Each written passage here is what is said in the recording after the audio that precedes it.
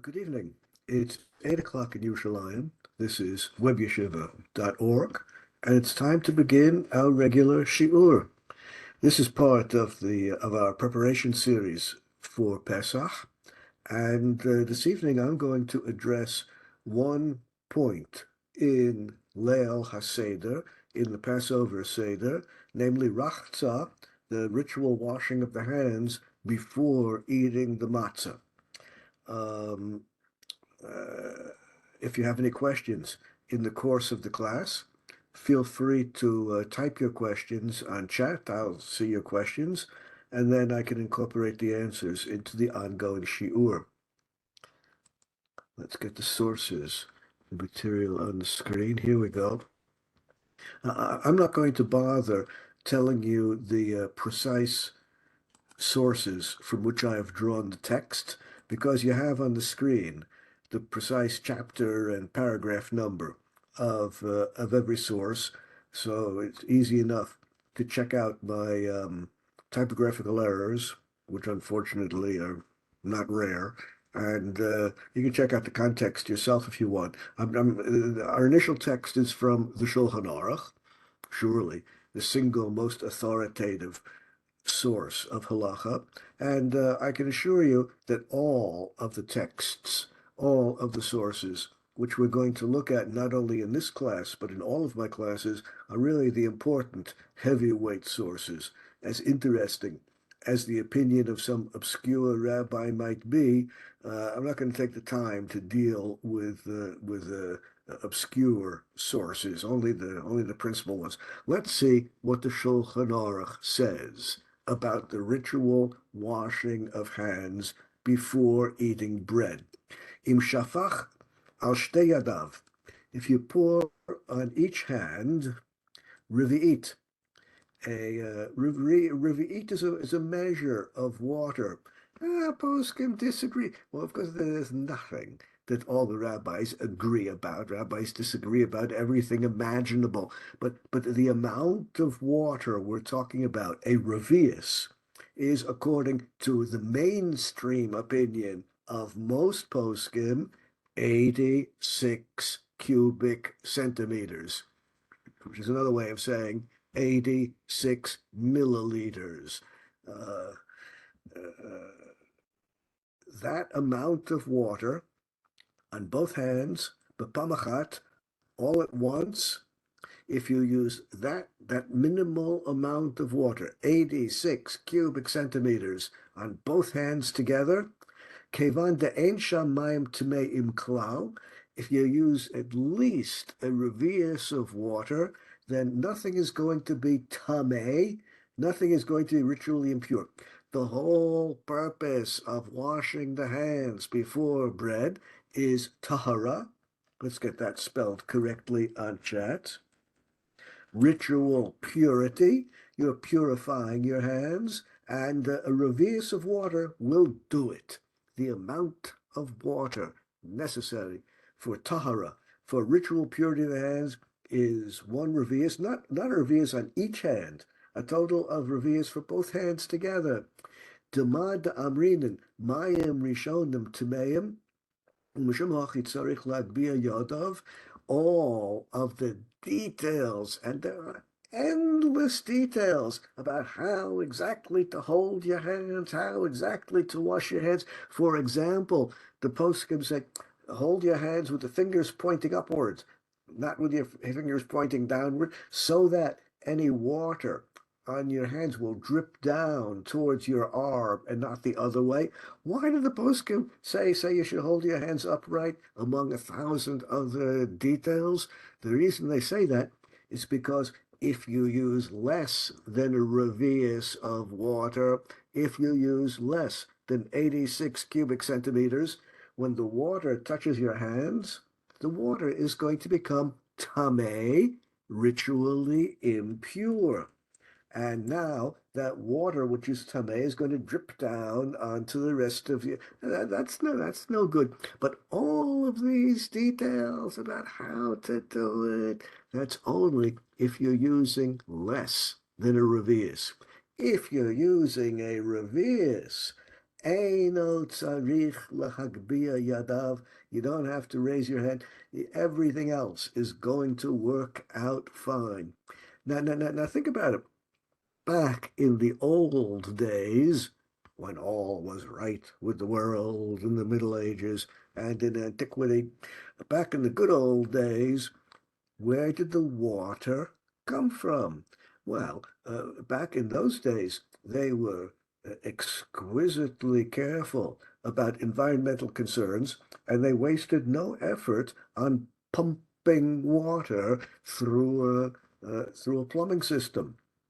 And therefore, every household, every household had to go down to the river and carry buckets of water back home or to the well and carry buckets of water back home in many areas in the Roman Empire. They had aqueducts, but the aqueducts would bring water only to a few houses of the extremely wealthy people. Almost everyone had to go to a central location with and fill up buckets with water and schlep it home. Back in those days, you didn't waste a drop of water because an awful lot of effort was required in getting the water home, and they minimized the amount of water. And nowadays, a reverse of water, good grief, 86 cubic centimeters is not much at all. A standard size glass. Most glasses are around 200 cubic centimeters, around 200. Drinking glasses are usually around 286 is really not a lot of water. And if you're using that amount, everything else is going to work out. Now, the Shulchan Aruch continues and says, "V'chein hamatbil yadav, eino tzarich lagbil yadav." We are accustomed to netilas yadayim, washing the hands by pouring the water over the hands. That's what we're accustomed to. That's the normal thing. But there is another system which is halachically acceptable, namely tevila, immersing your hands in a mikveh. If you happen to have a mikveh in your house, you can immerse your hands in a mikveh. That's tevilas yadayim. Well, that's yeah. Not many people have mikvahs in their house, and even if they do, they're still not going to do this, I suppose. But if you are out camping on the beach and you want to wash your hands, ritually wash your hands to eat bread or whatever, you want to do the ritual washing of the hands and you happen to be camping out at the beach, well, the ocean where you're camping out is a mikveh, has the halachic status of being a mikveh. All the water is gathered together. You can go down, if you're on the beach, you can go down to the water and immerse your hands in the water. And then you can eat bread. I understand you're not going to be doing this in Leil HaSeder, Passover night. You're probably not going to be, I hope you're not going to be camping out on the beach on the first night of Pesach, but on other occasions, this might be quite practical. In general, you pronounce the bracha Asher Kiddeshanu b'mitzvotav v'tzivanu al netilat yadayim. If you're doing the immersion, then you would make the bracha Asher Kiddeshanu b'mitzvotav v'tzivanu al tevilat yadayim. Let's get that spelled on chat. Al tevilat yadayim instead of al nitilat yadayim. Although I'd be surprised if anyone does this on the first night of Pesach, but in camping situations, it might be quite practical. What have we learned so far? Nowadays, when we have plenty of water, just comes out of the faucet, comes out of the tap, so using a reverse is not a problem, and if you do that, you're set. The Ramah, the Ashkenaz commentator on the Shulchan Aruch, adds the following words. Yesh omrim, some people say, that means the Ashkenaz team, the Ashkenaz authorities say, im shofech al yadav shalosh pa'amim, if you pouring on each hand 3 times. 1, 2, 3, 1, 2, 3, 3 times on each hand. Then it also doesn't matter. Even if the amount of water is less than a revius, 3 pours on each hand will take care of all the problems. And that's the leniency which is followed in our territory, in our countries, in Ashkenaz lands. He was from Poland. Now, here we have um, a little bit of tension between the Shulchan Aruch, written by Rabbi Yosef Karo, and the notes added to the Shulchan Aruch by the Ramah, Rav Moshe Isserles, the Ashkenaz commentator. There's a little bit of tension here. The Shulchan Aruch is teaching us the best thing is to use a revius of water that's 86 cubic centimeters, and you're set. Nothing else is going to go wrong. The Ramah says, the Ramah was in the 17th century. Back then, they did not yet have indoor plumbing.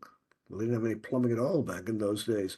And of course, in the days of the Ramah, people were still schlepping water. They were still carrying water from the river, if you're lucky enough to live near a river, or from the well.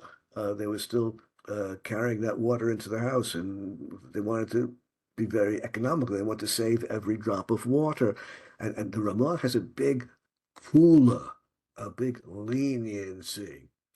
You don't have so much water, so you're using less than revius, as long as you have 3 pours on each hand, each one just a little bit of water, all together, not a revius, all together, not adding up to 86 cubic centimeters, but just a little bit of water on each hand 3 times. That'll also solve the problem, and that's a kula, that's a leniency. Now, I know that many people out there, I have observed, are very, very careful to follow this practice of the Ramah of 3 pours on each hand. And that's fine, that's good. I don't object to anyone following the Ramah in his notes on the Shulchan Aruch. That's a perfectly reliable source to follow. But don't think of it as being a chumrah. Don't think of it as being a strict way of doing Netilas Yadayim. It is, in point, a leniency designed for people who don't have a lot of water available in their homes to do Netilas Yadayim. The Humrah, the strict position, is that of the Shulchan Aruch.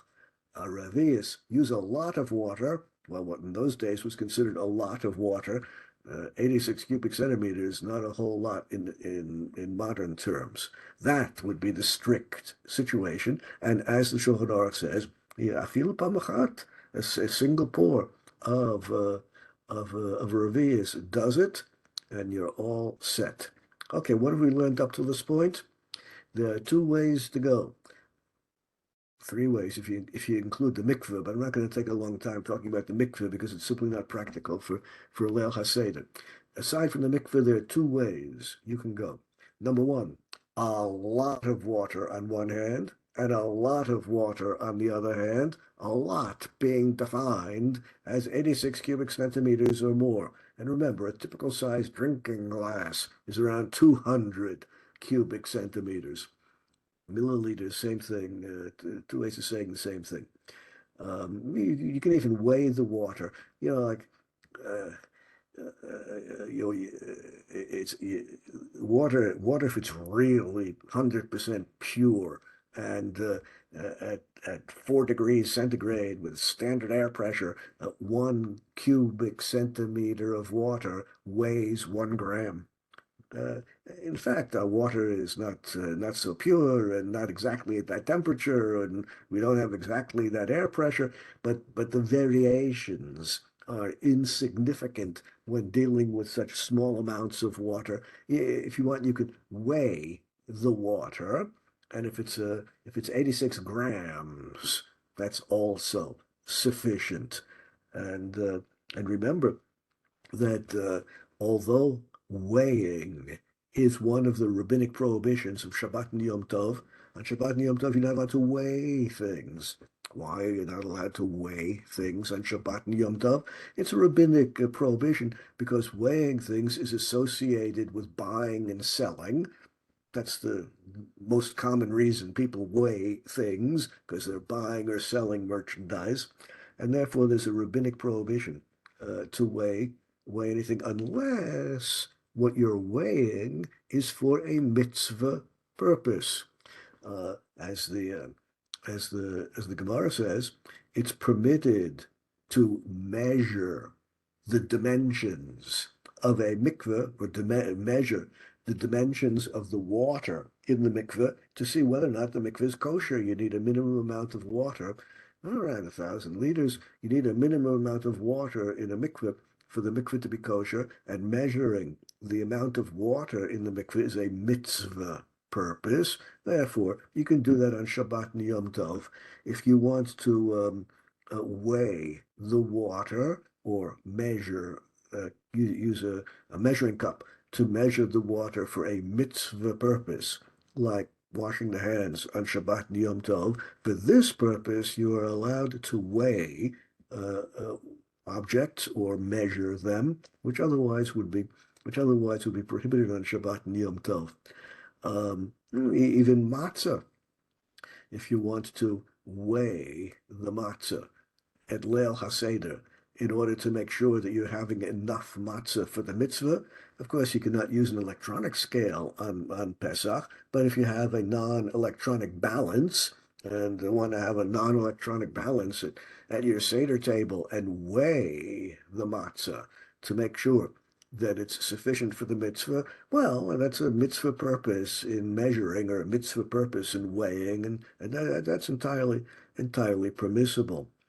Okay, the two ways to go are either a lot of water, defined as more than 86 cubic centimeters on each hand, or if you're using less water, three pours on each hand.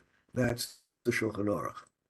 Now, let's take a look at the Mishnah Brura, surely the single most authoritative rabbinic authority in the 20th century, in his commentary on the Shulchan Aruch, on the passage we just looked at.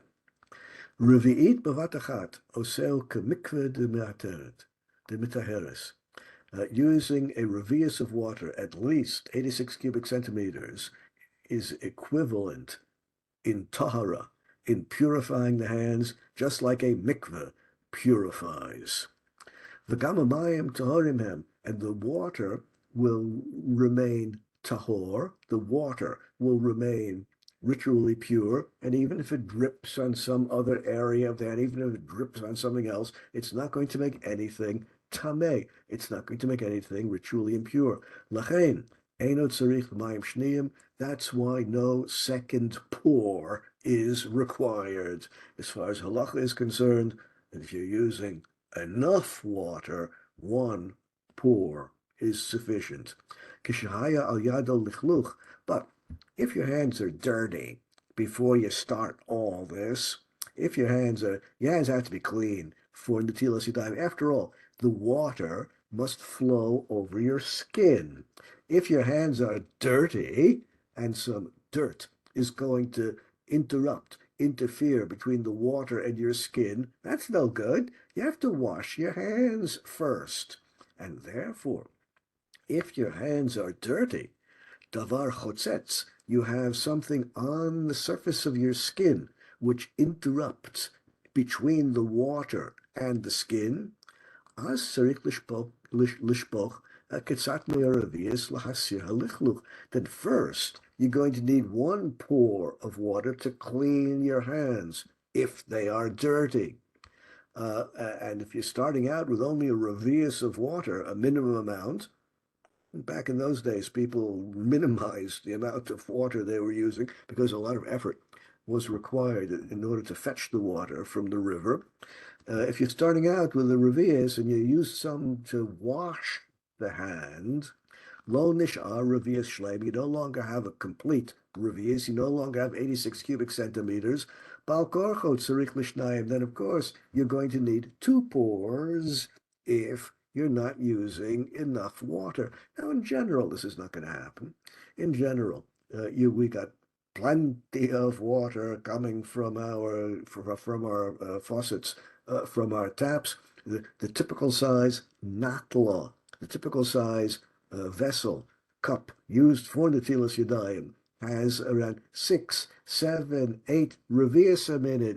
It's many times more than 86 cubic centimeters. Therefore, no problem. The Mishnah Berurah continues and says, Da, you have to know, Yesh omrim d'min adin tzarich le'olam mayim shnim. You have to know that there is another opinion. There's always another opinion. You name the issue, there are some rabbis disagree and have another opinion about it. That's what rabbis do. They disagree with each other about everything imaginable.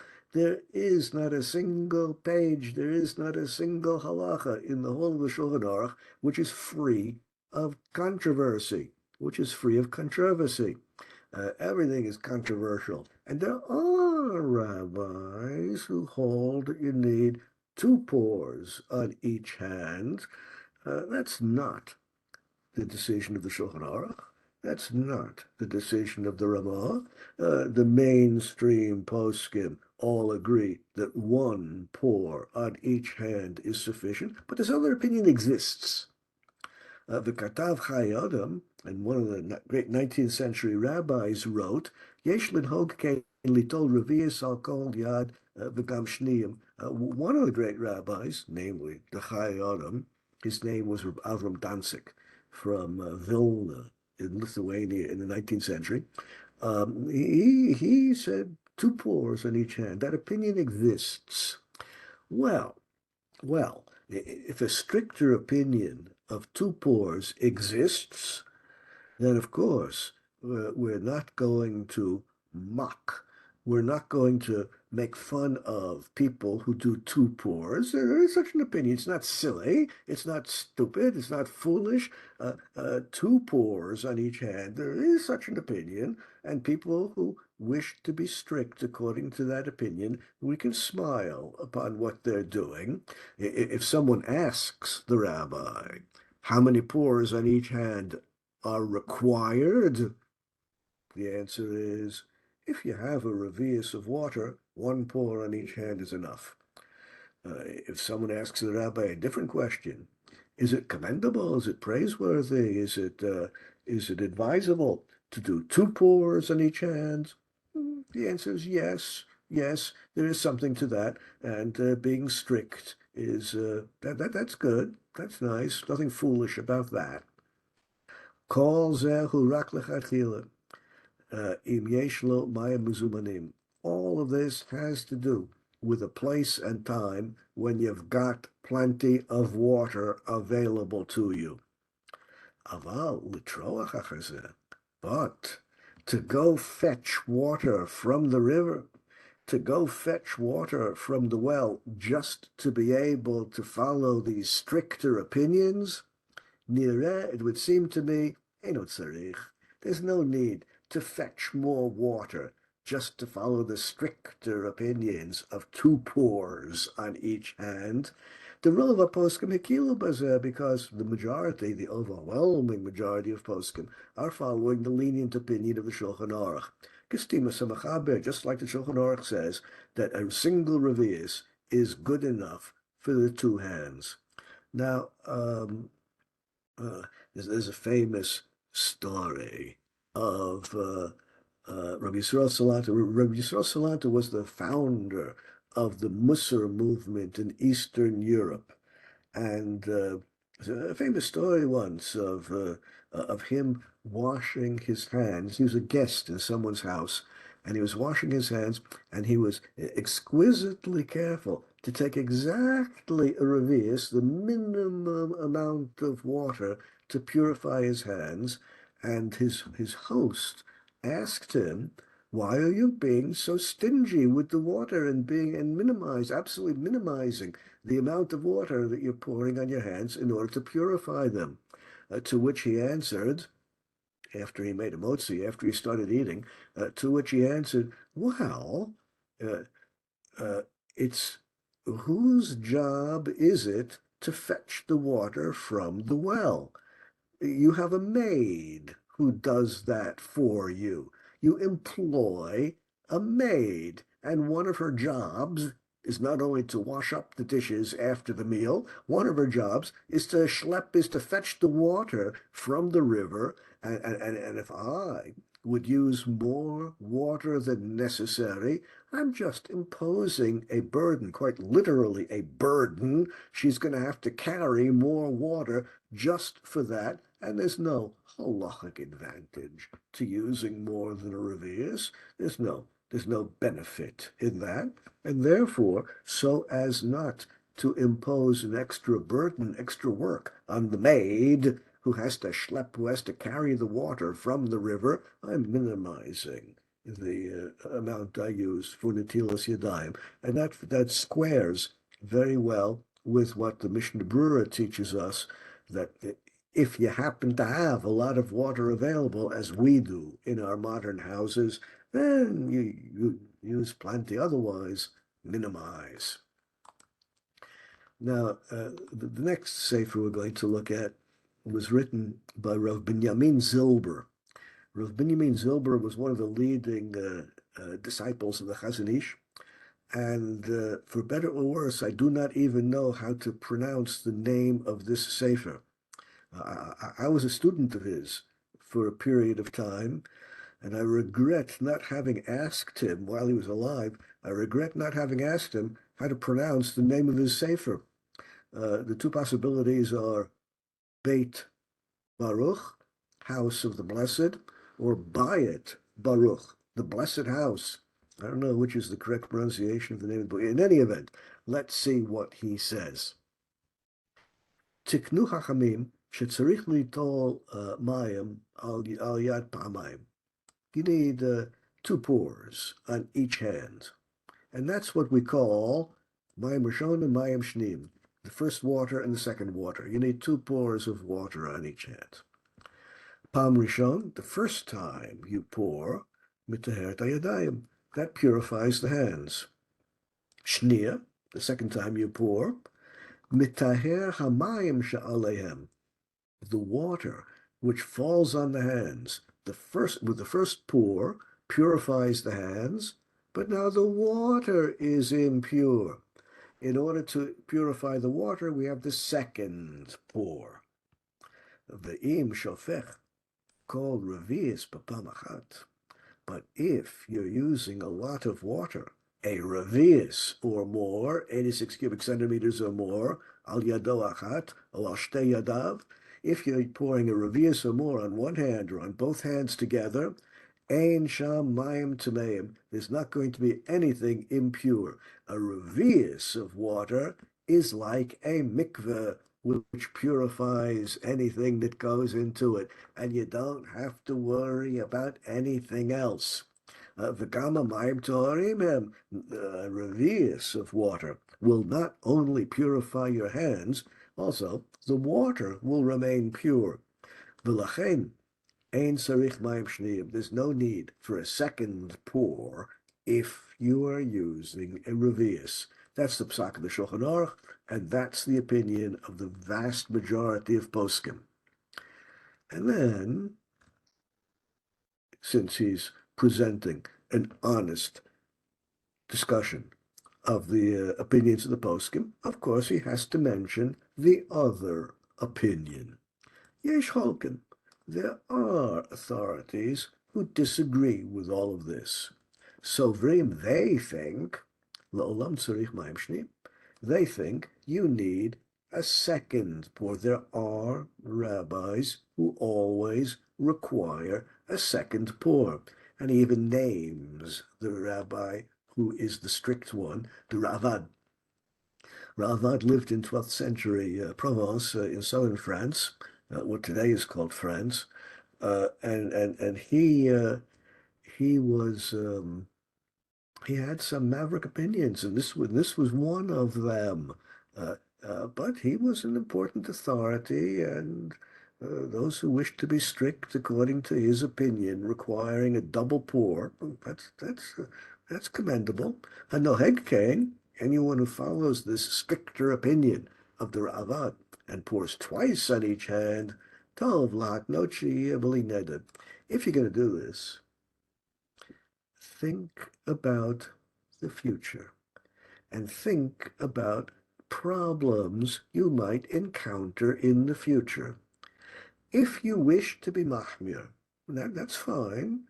If you wish to embrace the stricter opinion of the Ravid and pour twice on each hand, that's fine. Nothing against that. That's commendable.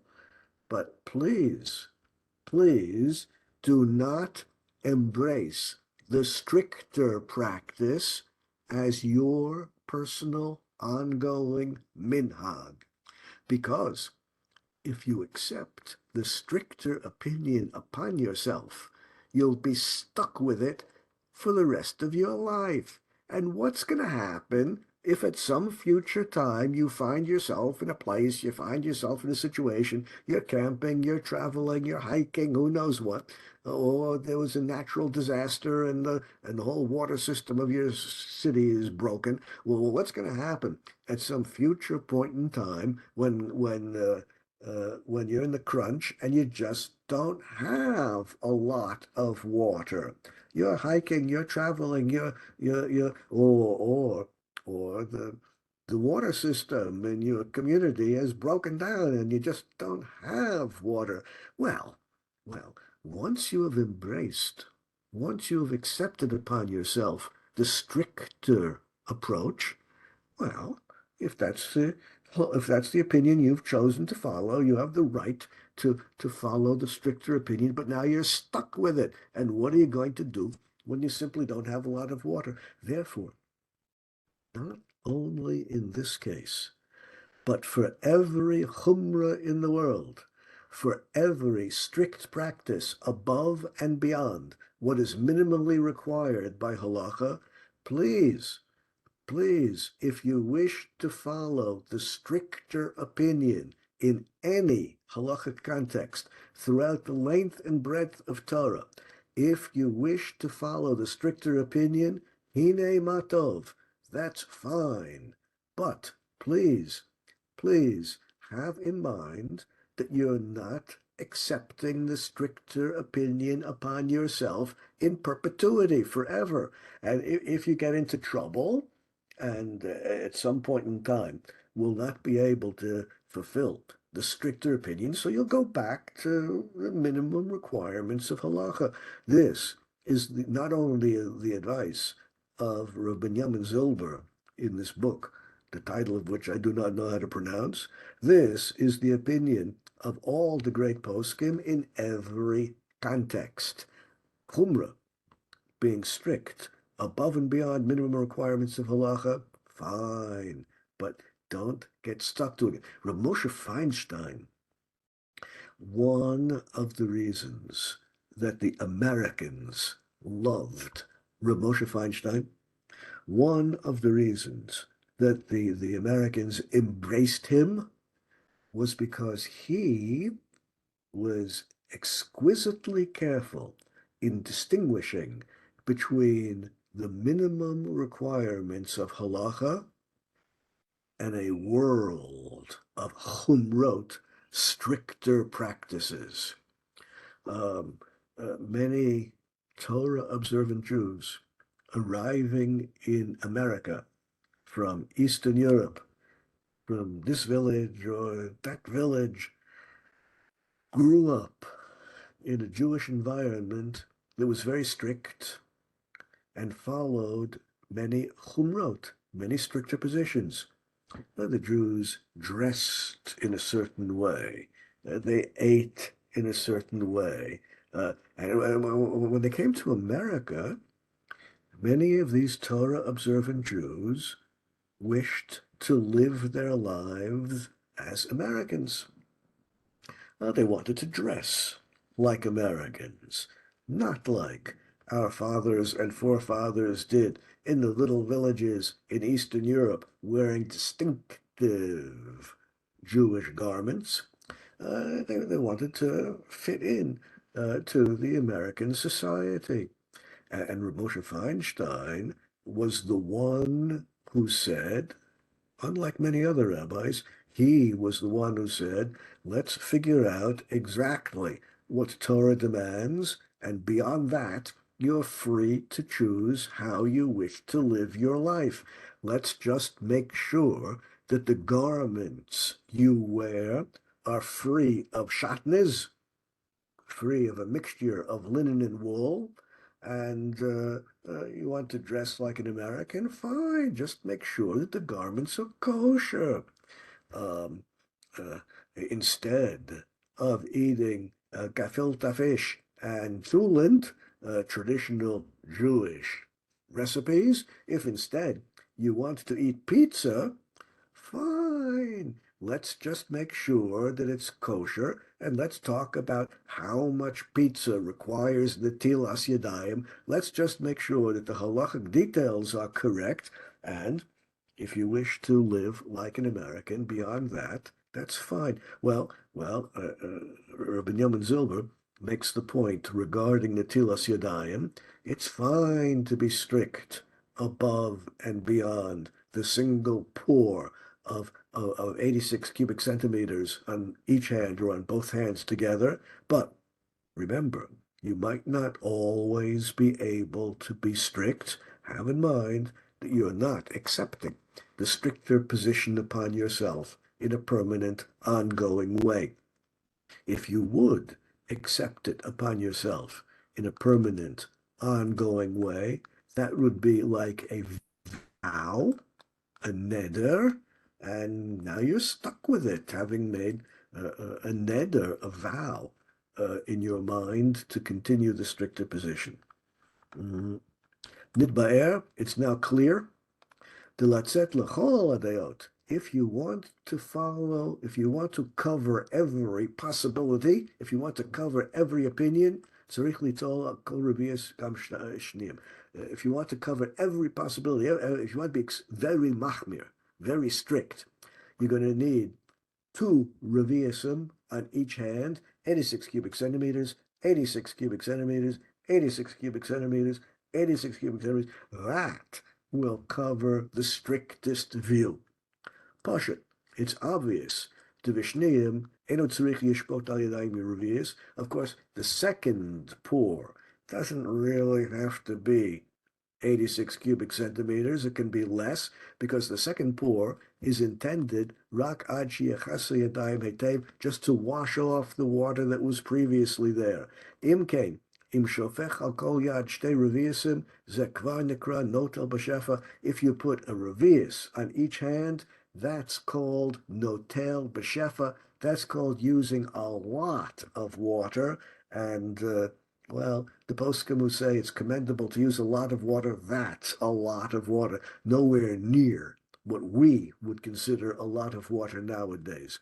Mistaver, dim notel yoter min adin nikra b'shefa, as long as the amount of water you're using is at least a little bit more than the minimum required by halacha, that's called shefa, that's called a lot of water. Hanotel yadav shalosh pamim tamid. People who always pour three pours on each hand, people who do that, um, and indeed, there is a source requiring three pours on each hand. Among the sources is the Kaf HaChaim, who for Kabbalistic reasons, and we're going to come soon to the Kabbalistic reasons, the Kabbalists demand three pours on each hand. We'll come to that shortly. Shofech shalosh revius b'vadai nikra notel b'shafa. People who are following the Kabbalistic practices use three pours on each hand. That's also called shafa, a lot of water. Well, let's see what these Kabbalistic practices are that the Binyamin Zilber referred to. The text I'm taking from the Kaf HaChaim, written by Rav Sofer. He was here in Yerushalayim back in the beginning of the 20th century. And the Sefer we're quoting from is the Kaf HaChaim, his commentary on the Shulchan Aruch. And in the Sephardic world, this Sefer occupies a position of honor very similar to the position of the Mishnah Brura in the Ashkenaz world, just as Ashkenazim greatly honor the Mishnah Brura and the weight of the Mishnah Brura is great. Similarly, in the Sephardic world, Kaf HaChaim has a very similar position. This is what the Kaf HaChaim wrote. And not surprisingly, he's more influenced by the Kabbalists than the Mishnah Brura is. He quotes, these are the words of the Kaf HaChaim. Lefi divrei Arizal, according to the Arizal, the great mystic of Tzfat in the beginning of the 16th century, according to the Arizal, tzarich shalosh pa'amim. You need 3 pores on each hand for mystical, Kabbalistic reasons, not for halachic reasons. Af benosein revius b'pamachas, even if you're using a revius, which is halachically sufficient, still the Arizal, for Kabbalistic reasons, wants 3 pores on each hand. V'cheina matbil, even if you're immersing your hands in a mikveh, or immersing your hands in the ocean, which has the halachic status of a mikveh, even if you're using immersion of the hands, gam kein tzarich shalosh pamim, 1, 2, 3, according to the Arizal. The reason you need 3 pores is because certain Kabbalistic kavanot, certain Kabbalistic ideas should occupy your brain, should occupy your mind while you are doing netilas yadayim or tevilas yadayim. While you're purifying your hands, you should have certain Kabbalistic ideas in mind. And for those who are interested, these are the Kabbalistic ideas. These are the mystical names of God, which you should run through your mind in each of the 3 immersions or each of the 3 pores. Well, the triple, the Tilas Yadayim, is something which is, of course, very important for the Mikubalim, for the mystics, and perhaps you have embraced this approach. But as far as the halachic requirements of the practice are concerned, a single pore of a revius is enough. The Ravid called for 2 pores, and those who are strict according to the 2-pore system, well, that's also good. But to engage in the mystical procedure of 3 immersions or 3 pores without the mystical, Kabbalistic focus on the names of God is not very useful at all. Let's go one step further. What about drying the hands? After washing the hands, you have to dry the hands. Well, the Baal HaTanya, the first Lubavitcher Rebbe, wrote. He was very prolific. He wrote a lot. Among the Sforim he wrote was a commentary on the prayer book, a commentary on the Seder. And we're about to quote from the Baal HaTanya's commentary on the Seder. In his commentary on the Seder, on the prayer book, he has not only a lot to say about the meaning of the prayers, but he also has an awful lot to say about the halachot, the halachic rules which come up from time to time. If you forgot to say this, then you should do that. And when it comes in the Siddur, in the prayer book, to washing the hands before eating, he has a lot to say about exactly how to do it. This is one of the great books which the Baal HaTanya wrote. Now let's quote from the Baal HaTanya's commentary on the Siddur. The first Lubavitcher Rebbe wrote as follows: Yizaher, everyone should be very careful. L'kaneach l'nageva mayim me'ayad kodem netilim. Everyone must be very exquisitely careful to make sure that the hands are perfectly dry before you begin Netilas Yadayim. You don't want to pour the water on a wet hand. You want the hand to be perfectly dry when you pour the water. If the natla, the kli, the vessel which holds the water, is wet when you grab it in your hand, well, now your hand is wet. You have to dry the hand before pouring the water. Ki hem mayim tameim. If your hands are wet before beginning Netilas Yadayim, well, your hands have made the water impure. V'yitamu et mea netila, and the impure water, which is on your hands made the water impure. The impure water is going to make the water you pour on impure, and it's going to ruin the whole purification process of Netilas Yadayim. Your hands must be perfectly dry before the Netilas Yadayim water hits the hands. That's what he wrote in his commentary on the Seder. However, the same Balatanya, the same founder of Chabad Hasidus, wrote a number of other books. Among the other books he wrote was a Shulchan Aruch. Librarians always encounter the problem, and cataloging in libraries is an important topic, an important part of the profession, and catalogers always encounter the problem of multiple books which have exactly the same title, which creates problems in cataloging. Here, for better or worse, we have two famous books with exactly the same title, the Shulchan Aruch, written by Rabbi Yosef Karo, that we started with today, the Shulchan Aruch. But then the first Lubavitcher Rebbe also wrote a book with exactly the same name called the Shulchan Aruch. In Chabad circles, they call this the Shulchan Aruch of the Balatanya, to know that it's not the other Shulchan Aruch. Outside of Chabad circles, this book is called the Shulchan Aruch Harav.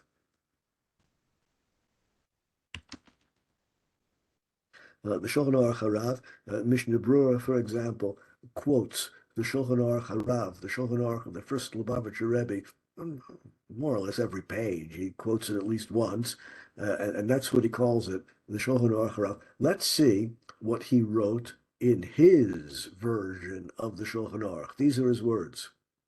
Kol tumat amayim mehayadayim eina ela b'mayim shel hayad b'shas netila ve'az kal nitmu mayim.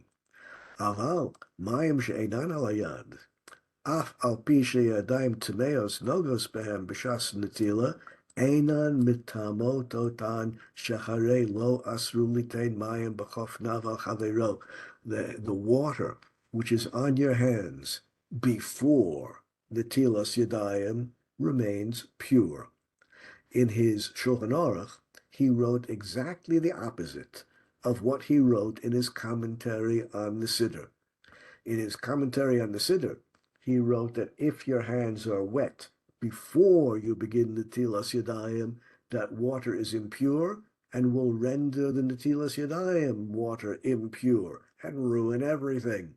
In his Shulchan Aruch, he wrote that water which is on your hands before Netilas Yadayim does not become impure.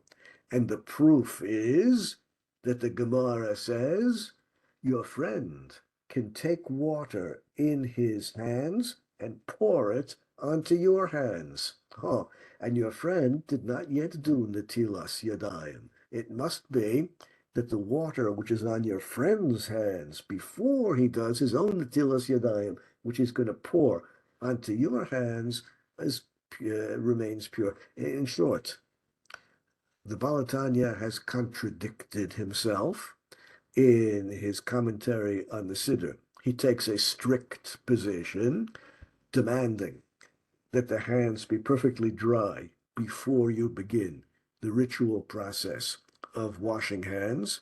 In the Shulchan Aruch, in his version of the Shulchan Aruch, he explains why this is unnecessary and not important at all.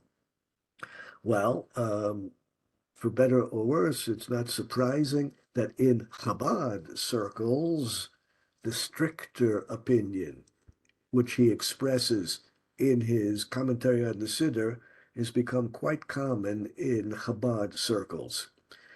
This is a fairly recent development in Chabad, which began around 40, 50 years ago.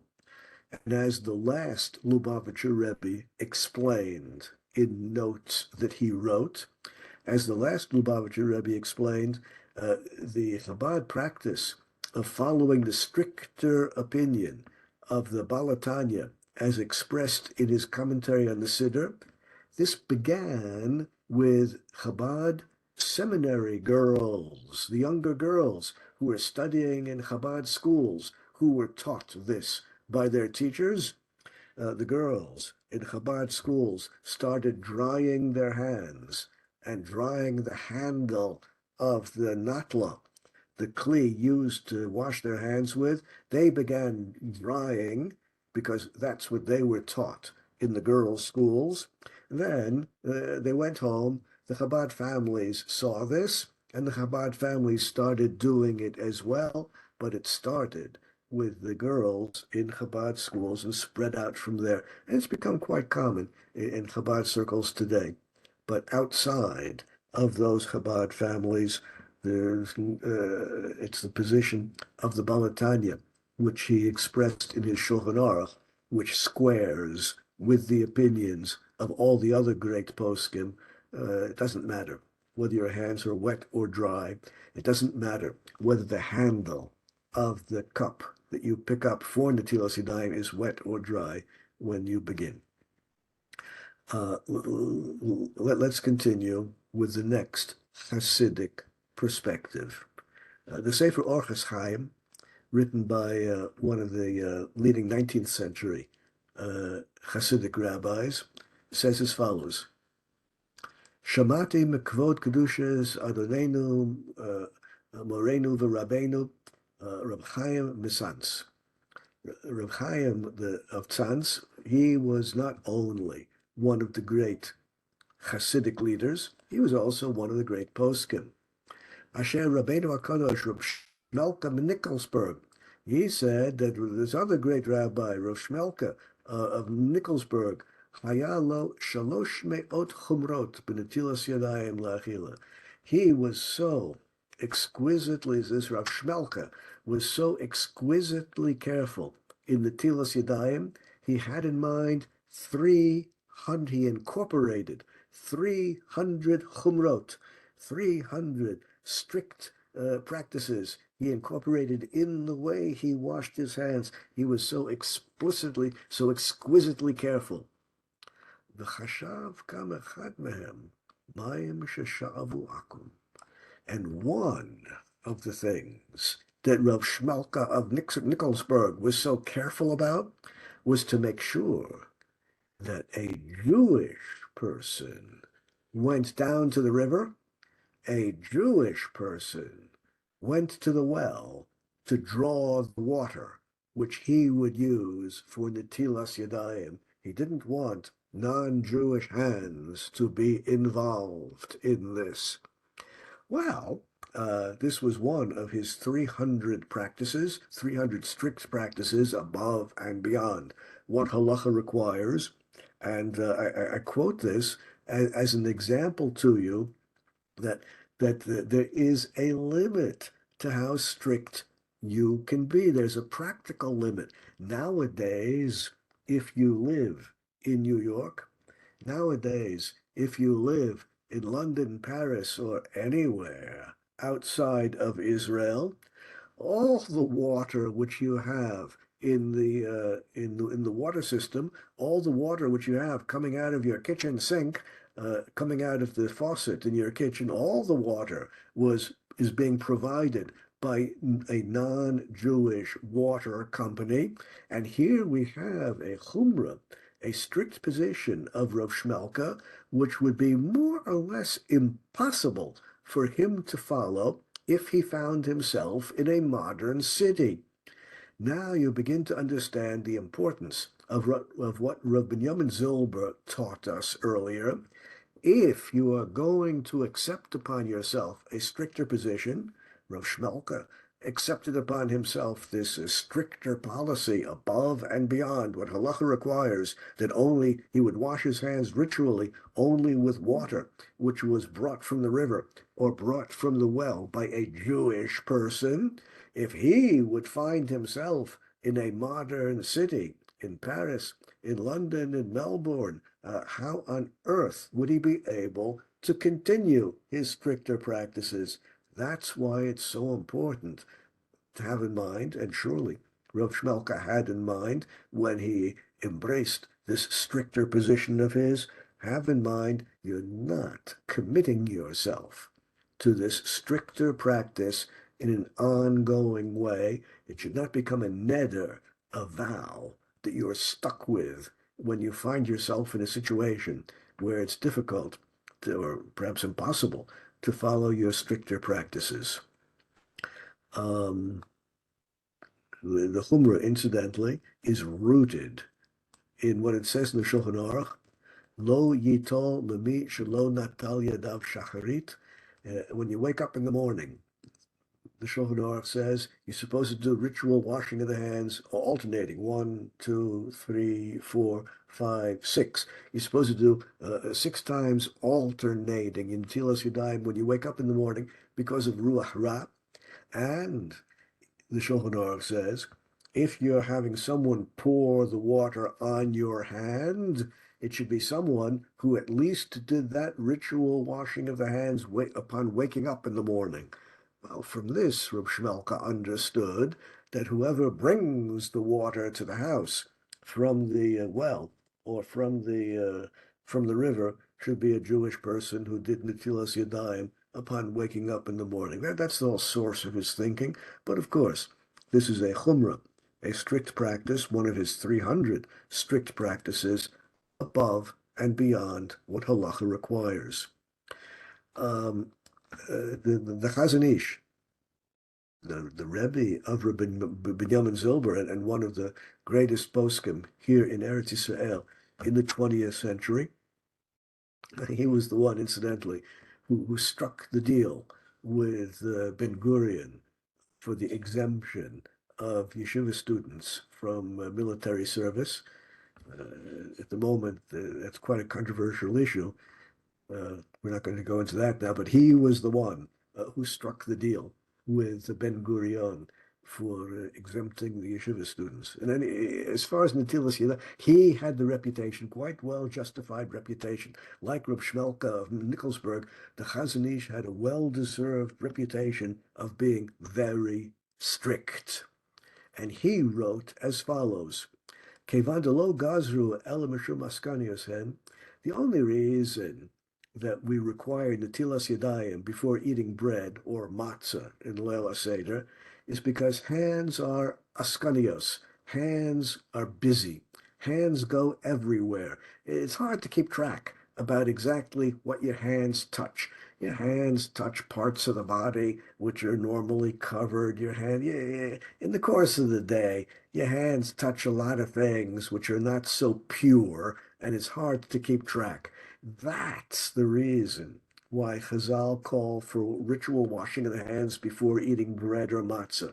Ra'oi lomar da'mayim mitarim at the yad.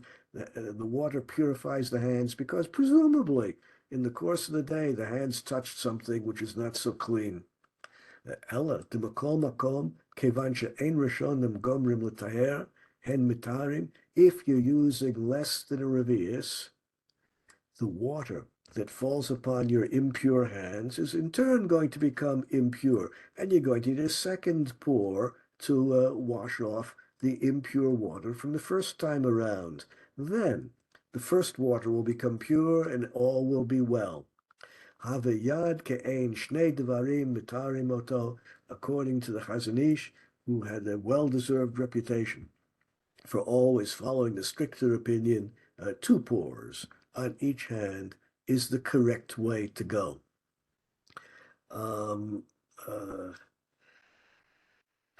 One last point. One of the great medieval authorities from southern France in the 12th century, contemporary of the Ravad, whom we mentioned earlier, Rishonim ushniim dekulim mechilten mishum dekishenatal yarav b'shtifa achas al haperek af al pi sheyadav tahoros lacha. Nonetheless, if you pour the water on your hands less than a revius, the water is going to become impure, and therefore you need the second pour. He was a contemporary of the Ravad, and he too was concerned with the people using less than a revius of water. Bottom line, what have we learned? Halacha calls for using a lot of water on one hand, a lot of water on the other hand, a lot of water being defined as 86 cubic centimeters or more, and you're done. If you wish to be mahmir, 2 pours on each hand, and the second one doesn't have to be so much water. If, of course, your hands are not clean before doing Netilas Yadayim, first your hands have to be clean before the ritual purification, and if you have to wash your hands before doing Netilas Yadayim if they're not clean to start with. With this, we've surveyed the principal sources regarding Rachtzah, washing the hands in a ritual way before eating matzah. We'll pause at this point. I'm going to wish you a good week and a safe week and a Shabbat Shalom and a Chag Kasher v'Sameach, and look forward to seeing you all in the continuation of our classes in the lead up to Pesach and in the continuation of the Web Yeshiva after Pesach. Until then, shalom. Thank you, Rabbi. Have a good You're Shabbat, welcome. a good week. Bye-bye. Same to you. Thank you. You're Shalom, welcome. Shabbat You're Shalom. welcome. Thank you for the extra. Sure. De nada, de nada. Es mi placer.